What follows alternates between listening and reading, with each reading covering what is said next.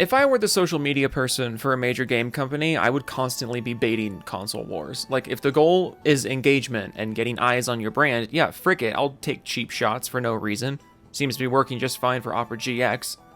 Whatever lunatic is running that account. But Xbox is actually in a very unique position here, because the amount of engagement they would get from constantly poking the bear and baiting the rage of the internet, they can also generate by basically just doing whatever they feel like, and it's very bizarre. So the other day, the admin for the Xbox Game Pass Twitter account, whose name I don't know, so I'm going to call him Henry, tweeted out an incredibly inflammatory post that I'm honestly shocked stayed up long enough for me to get a screenshot, but I did. This is the post. Ready? Here it is. It reads, "What if we told you we have games?" I was being sarcastic a few seconds ago. 2024 is probably the dumbest year for gaming so far, especially in the realm of game discourse, because I shouldn't have to tell you that people actually did get angry at Henry for this tweet. This one. The tweet that's just describing the service that the account provides. Don't believe me that people got mad? Oh well. Warwolf quotes it and says, "Bought third-party games to call our own. You didn't even fund the making of some of these games you claim are yours. You just bought the publishers." Facepalm. "While I like PC Game Pass, let's be honest where the catalog comes from." Yeah, I wasn't aware that there was literally any disagreement there. Like, I wasn't aware that it was ever claimed that the only games on Game Pass are first-party creations. Like, I wasn't aware anyone was claiming that to be a thing happening. And the tweet that you're quoting just says that they have games, and it, for some reason, I guess, upsets you that there are third-party games on the service? Or are you implying that Microsoft is the only company that buys studios and retroactively turns existing games into first-party ones? Like, you think Xbox is the only company doing that? This whole tweet is pointless. All of it is pointless. "Would you mind firing it into the sun for us, OP?" Chad Chiaki Enjoyer quote tweets and says, "I would laugh in your fucking face." Hell yeah, dunk on that corporate Twitter account. Their product doesn't even exist. Please clap for me. Please clap.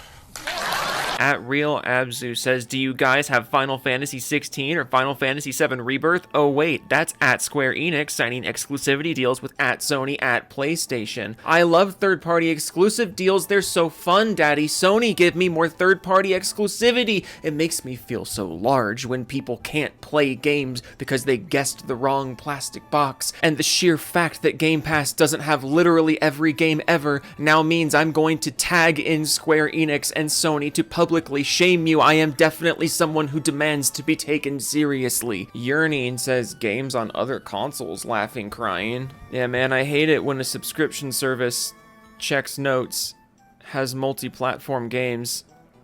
What feverishly gaping assholes Microsoft are. This guy's name is at Extinction, but it's spelled really fucking stupid. He says, "What if I told you I got bored your awful Game Pass games and moved to PlayStation because they have much more appealing game?" Just one game?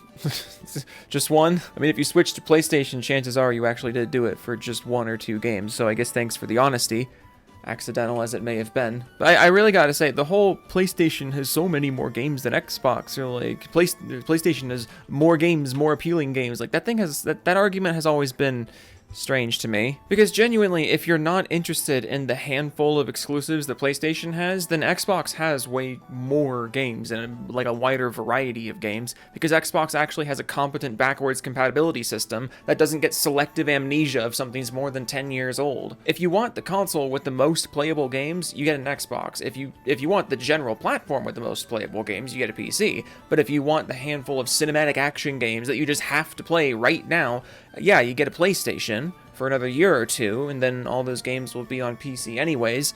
See how basing your platform purchase on games isn't actually the best idea? See how there's much more to a gaming platform than just the literal list of games it can play? Or do you not care about things like variety, or performance, or backwards compatibility? I mean, clearly you don't, because you said it yourself. You switched to PlayStation because of a much more appealing game. So, I'm not sure what I'm doing here anymore. Let's just move on. Hello, I'm interrupting this video to remind you that this channel is sponsored by 4D Gaming. If you would like a really nice mousepad, go to 4dgaming.com and use code Joe for a discount. This channel is also sponsored by Glitch Energy. It's basically G Fuel, but better, so go to Glitch Energy and use code Joe for a discount. Thank you for letting me interrupt your content. I'll let you keep watching it now. User Ready Player says, true, you just didn't make them. Again, I wasn't aware this was ever in dispute. Why are we bringing this up? Rexbox says mobile-looking games ported to console mainly, but sure, games. Mobile-looking games ported to console. Well, let's just take a look at the Game Pass lineup. This doesn't super look like a bunch of mobile games to me, but it is what it is. Advent Fire says, I'd say that's true, but do you have games that people actually want to play? Well, over 30 million people are using the service, so evidently, yes, there are games people want to play. That was a crazy adventure we just took together. Kel's Game says, what is this, a console war account or what? Today I learned that simply pointing out the traits of something now qualifies as console warring. Or rather, today I learned that the console war crowd has gotten really sensitive over the last few years. Because seeing the console war literally everywhere you go is not a flex. It's just ammo for salt channels like myself. So by all means, keep doing it. Just don't be proud of doing it. DJ Martinez says, yeah, let me just hop on Paw Patrol World and Bluey the video game real quick. Today I learned variety is a bad thing. Either that, or you've just never fathomed that maybe younger crowds would enjoy something made for them. But, you know, it's alright. Some people are allergic to people who aren't them having fun doing something that they personally wouldn't enjoy. There's nothing wrong with that, except there's actually a few things wrong with that. You're just kind of an asshole. Ral Reviews says, I'd say they aren't very good ones.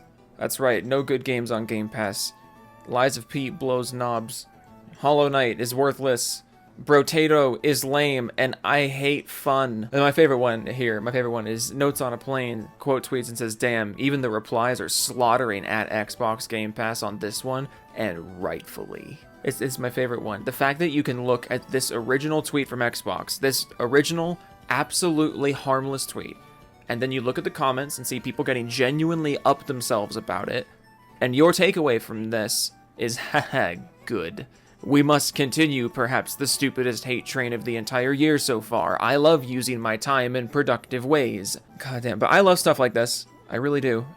In most all of my SALT response videos, I feel the need to at least kind of explain my own positions on the things, so that way I have an easier time winning people to my side of the argument. But sometimes it's nice to have a video like this where I really don't even have to do anything, because the whole thing starts with something that should be patently stupid to everyone who watches the video. Getting your nuts in a cheese grater because Xbox Game Pass made a jokey tweet describing the existence of Xbox Game Pass is a really, really stupid thing to do, because it just looks desperate. There's really no way to have a sparky reaction to something this fucking harmless and come out as the winner to literally anyone with average intelligence. And dang nabbit if that's not fun to make videos about, because good golly, you guys are a trip.